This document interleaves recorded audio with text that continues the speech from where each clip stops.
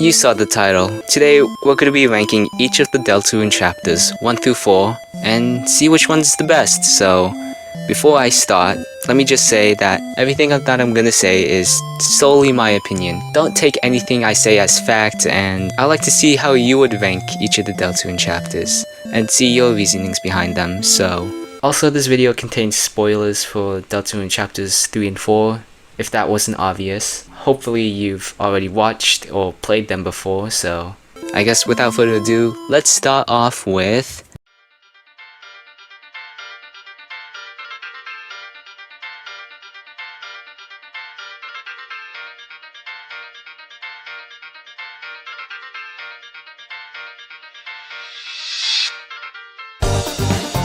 Chapter 1.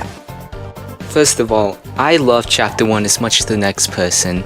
It's a very good intro. It introduces all of our main characters, you know, Susie, Valsei, Chris, and it has good character development and just sets up the story really well. However, it just lacks because it's just too short. Like, compared to the other chapters, this one's only like, you can beat this one in like less than 30 minutes, and that's why it's ranked this low. Not saying it's bad, just saying that it's not enough Deltarune, that's what I'm saying. Of course, chapter 1s in most games are usually very short, because they serve as the introduction to the respective games. However, I just think it's the weakest just from being short, and it's nothing against it. Like, I'll give chapter 1 something. It has the best OST out of any of the chapters. Like Field of Hopes and Dreams, Mood Buster, The World Evolving, Chaos King. Its soundtrack is probably my personal favorite. Overall, not a bad chapter. I just think other chapters just did better in expanding of what chapter 1 set up, and that's not a bad thing. Speaking of better chapters,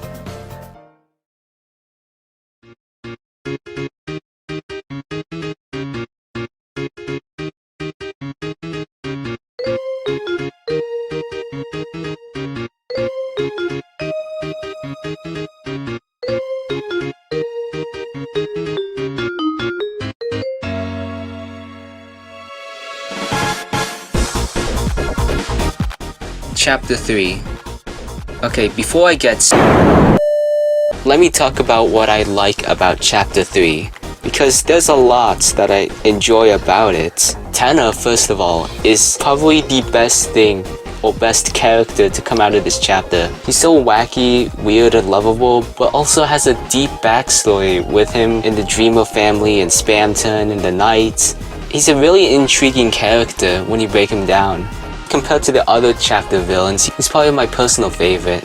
The minigame sections are really cool, as well as the games that Tanner holds. And I like how in between each of the main boards that if you get an S rank that you're able to access some cool secrets, like getting the Shadow Mantle. Sadly, it doesn't give you a Shadow Crystal unlike the other secret bosses. The big complaint I see from Chapter 3 is that it doesn't have quote-unquote secret boss. But I think having Chapter 3 be different from Chapter 1 and 2 just really makes it unique, you know? All the chapters don't have to follow the same exact formula, you know? And speaking of secret bosses and Shadow Crystals, let's talk about the Roaring Knight.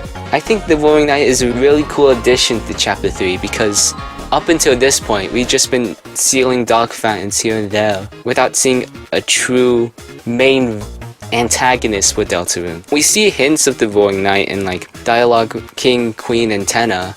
However, we never actually saw it until now. I think the inclusion of the Knight here is just really nice. But the only reason I'm placing Chapter 3 this low is because I just like the other two better. If you think Chapter 3 goes higher, I really don't blame you. It's really good, but I can't put it higher than Chapter 2 and 4. I'm sorry. Now, we have 2 chapters left. You both know what they are. In my personal opinion, they're really good. I really love both of them. They're both good in their own unique ways, but one has to go higher than the other. So the number 2 slot goes to...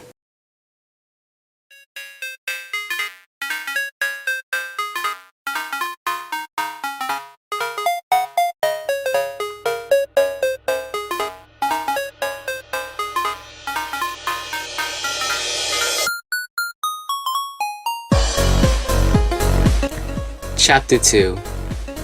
The word that I would describe Chapter 2 is fun. This chapter is just fun from start to finish. I love how it subverts our expectations from what we originally thought Chapter 2 was going to be. That, like, Chris was going to go on some genocidal murder spree across town and stuff. But no, instead we just got a really cool and fun new adventure with new characters, as well as seeing more deeper sides of older existing ones. I really like the inclusion of Ridley and Noelle in this chapter. I think having them interact in the Dark World is just really cool. I also really like the new characters in this chapter, like Queen and Spamton. Queen is such a fun character. Her crazy antics and all that stuff just make her really different from what King was like. And of course, Spamton is a really deep character, with him holding a lot of lore within. I really love the Spamton-Neo fight, and how much more menacing and of a secret boss he is rather than Jevil. Not that I hate Jevil, it's just Spamton just better. And of course, I can't talk about Chapter 2 without talking about Snowgrave. I think Snowgrave was a really cool addition, pun not intended. Like, it was so cool when people first found out about this route, because originally there's no unique route in Chapter 1, and that was fine, honestly. But in Chapter 2, we got a whole new route with different outcomes now, and I find that really fascinating, because as we will get to see later on, the Snowgrave route gets real deep. Overall, I really love Chapter 2. However, there was one more chapter that is better than the rest.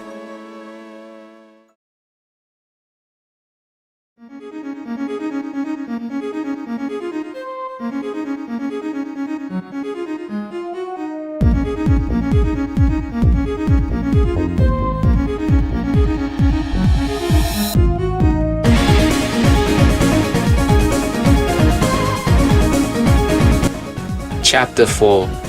It may be due to recency bias, but Chapter 4, hands down, is one of my favorite chapters in Deltarune. Not just because it changes everything we know about Deltarune so far, it's because it changes so much on how we see these characters. You know, Chris, Susie, and Ralsei, they all have their own moments and stuff. You know, Susie's the main takeaway. She's kind of the star of this chapter. We see a lot more of her interactions with different characters and her motivations and stuff. Like her relationship with Noelle, how she wants things to keep going on forever and not want to end. And just Gerson being her mentor. But we also see a bunch of other cool character moments, like Ralsei trying to protect Susie and Chris from the truth of the prophecy and how it truly ends. Or Chris that could be working with the Roaring Knight or Carol Holiday. Gerson is also a real highlight of this chapter. Him being the kind of mentor to Susie is very wholesome. And of course, we can't talk about Chapter 4 without talking about the Titan. The entire lead up to the fight is honestly just really cool to see. And then the actual fight is just honestly kind of fun. And then Gerson coming at the end to save our heroes and help seal away the fountain. It's just, I cannot talk about this chapter long enough to say that I just love it. And this is why Chapter 4 is, in my opinion, the best Deltarune chapter.